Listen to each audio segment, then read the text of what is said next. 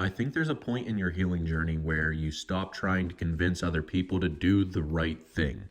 You just sit back and observe their choices and understand their character. And then you decide what you're going to allow into your own life.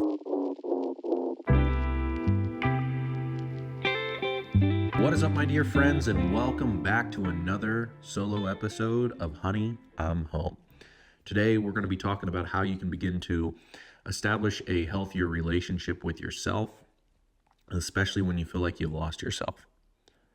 Time and time again, when we go through a heartbreak, breakup, separation, divorce, or we are identified as a people pleaser, we oftentimes lose ourselves in the pursuit of chasing someone else so that they can accept us. Because when they accept us, we can begin to accept ourselves. How do I know this? Well, because I once was a people pleaser as well. And from my perspective, the only time that I would allow myself to feel accepted, loved, appreciated, valued, and respected was when someone else gave that to me. They showed me that they appreciated me, respected me, accepted me, loved me, valued me. And it was my breakup that allowed me to see that it's not somebody else's responsibility to make me feel a certain way. It's my own responsibility.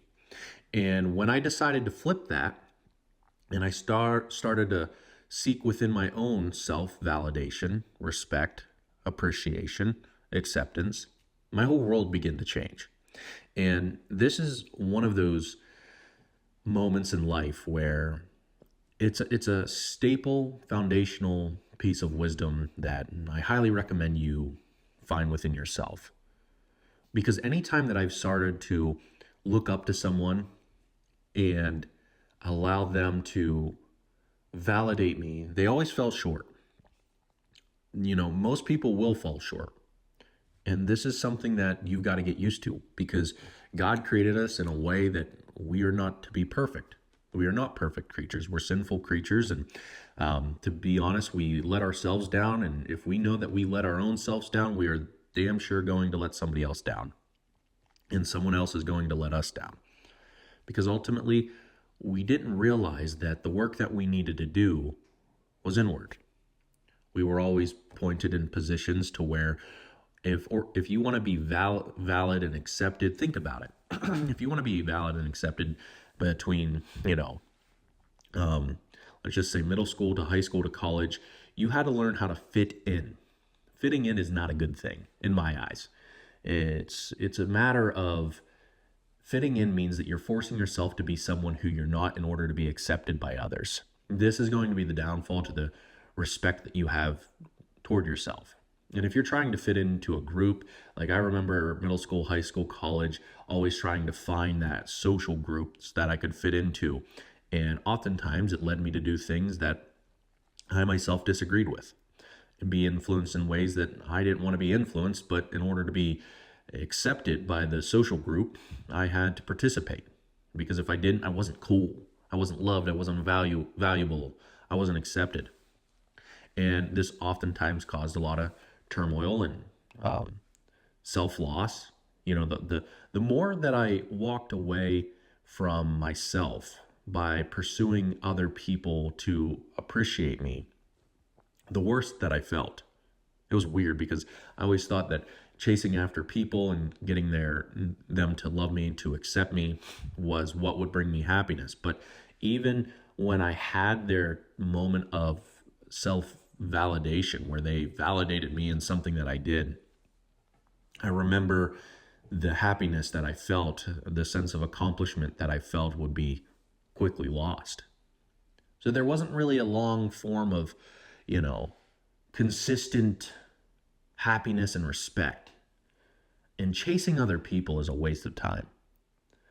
I found out people oftentimes worry too much about themselves than they care for other people.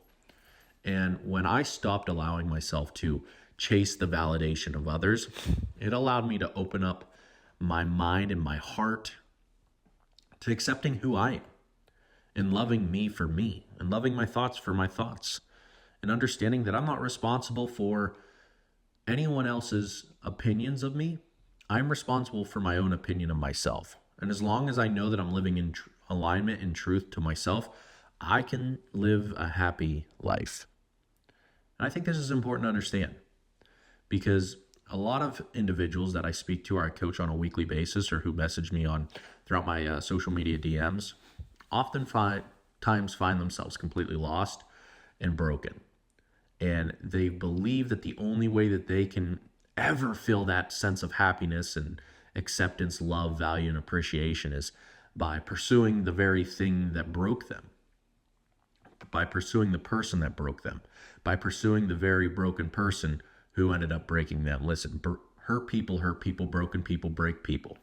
And you're pursuing someone who's broken, trying to find healing and completeness, which is something you'll never find in someone else.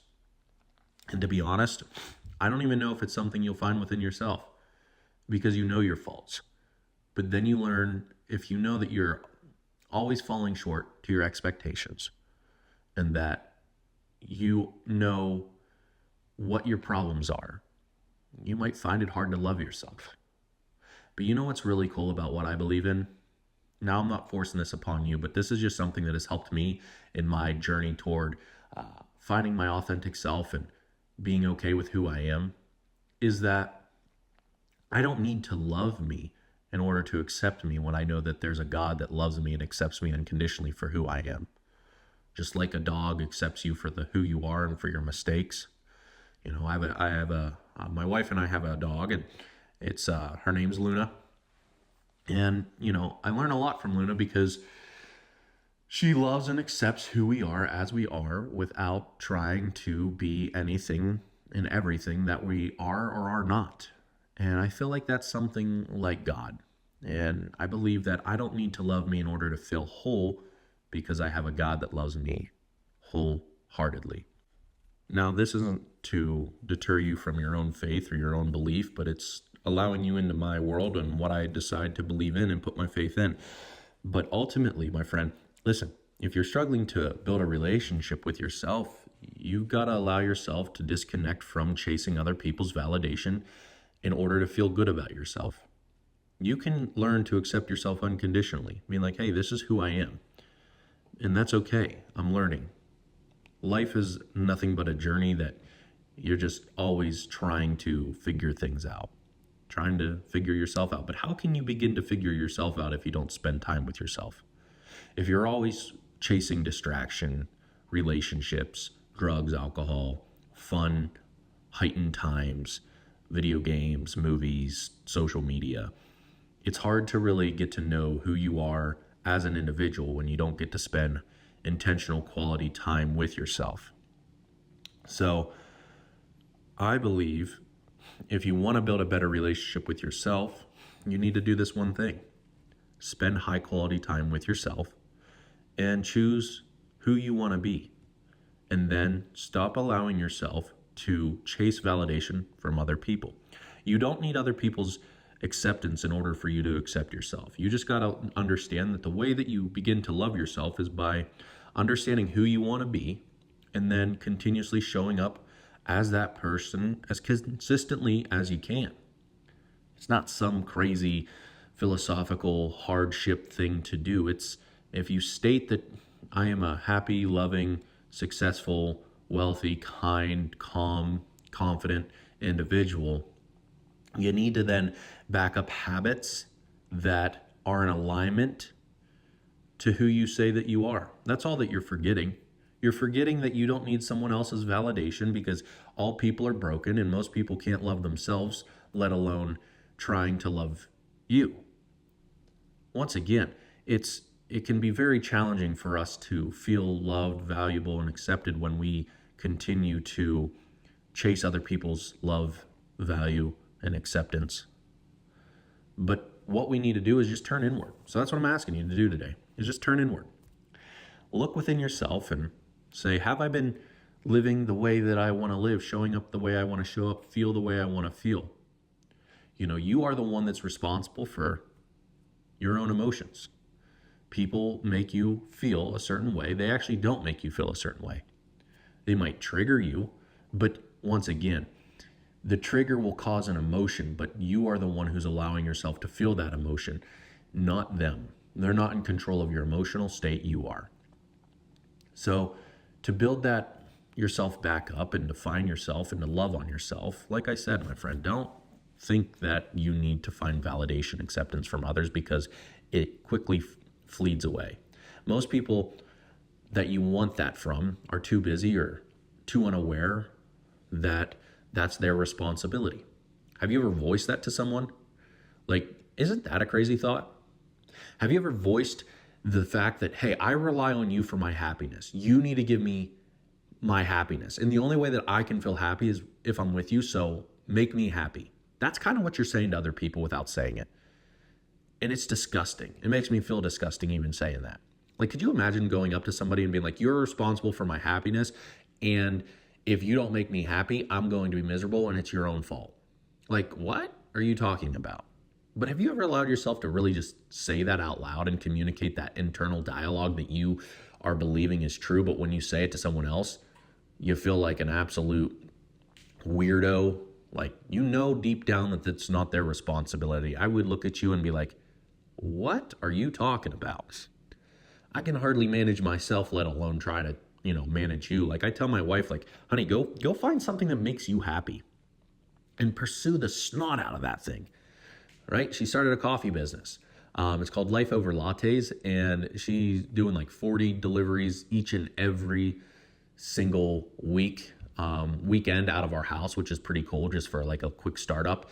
And she wanted to pursue that, not because of financial, purposes, but she wanted to pursue that because she wanted to contribute in some way, shape, or form. She loves talking over coffee, and she wanted to give that to other people. And she found happiness in doing that. And it's like, I'm not responsible to make you feel happy and fulfilled all the time. Like, you need to know what you need to do in order to feel that. Even though that I'm your husband, I can contribute, but I'm not fully responsible for that. So when I'm doing my own thing, working on a business, working over at One Team Media, out with friends, playing video games, hanging out with myself, walking, working out, she doesn't need to be by my side in order to feel happy, fulfilled, successful, loved, appreciated, valued. Like, she can create that within herself because she has a good relationship with herself and with God, and then with other people. And therefore she doesn't need me, which doesn't put a lot of stress on me because I don't feel like I always need to be there for her in order for her to feel loved, valuable,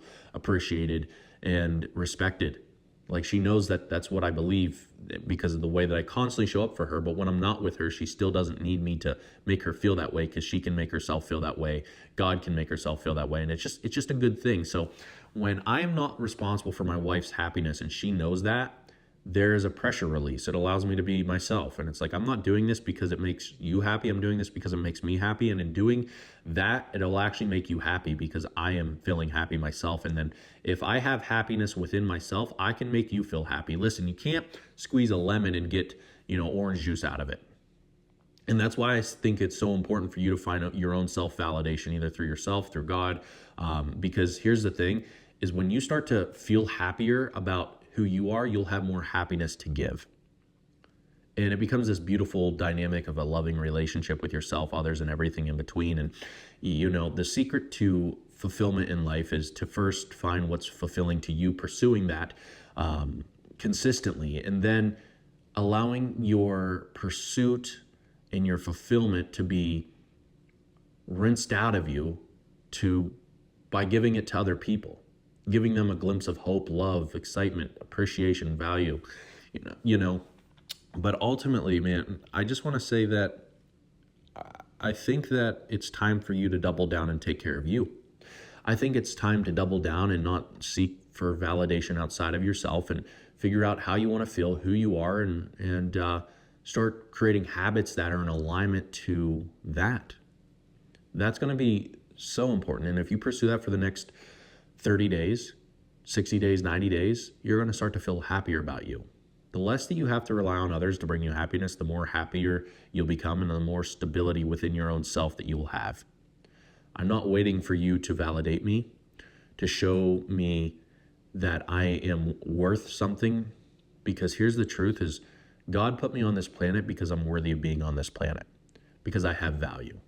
He saw that He chose me to live and walk this earth this very day. I don't need some human, some man, some woman to validate me being here and to validate my existence and my worth and my value, my workmanship, my art, my emotional feeling.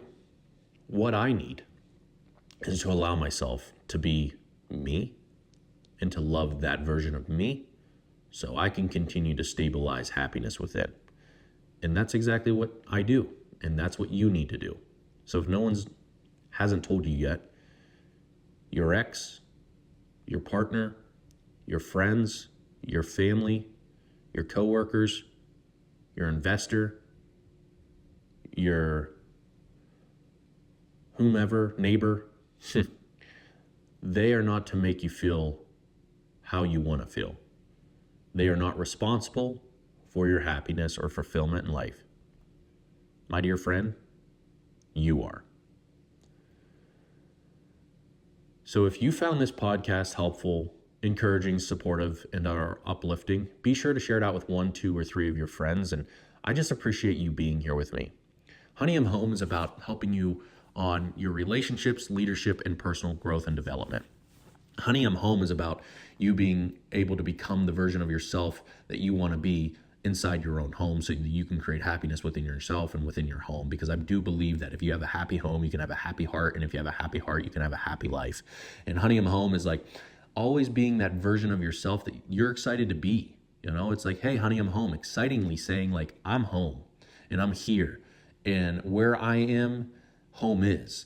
And it's a podcast about leadership. It's a podcast about self-improvement. It's a podcast about relationships. And, you know, it's helping you to become a heart of a leader that is heart-driven, loving, love-driven, motivational-driven, has the right values-driven. And Honey, I'm Home is going to help you to continue to move through difficult times by repairing the relationship that you have with yourself, because that's really what I focus in on. That's what this is all about. It's like, hey, listen, if you felt like you've been broken, it's time to focus back on you and the relationship you have with yourself so that you can grow through this time. And I believe in you. I believe in your ability to figure things out. And listen, if you're struggling to overcome heartbreak, breakup, separation, or divorce, I have a free masterclass training that's going to teach you the 3 steps that you need to begin to focus in on so that you can begin to move on, and then the 3 obstacles that oftentimes stop 97% of people from being able to move on and heal from their hurt heart.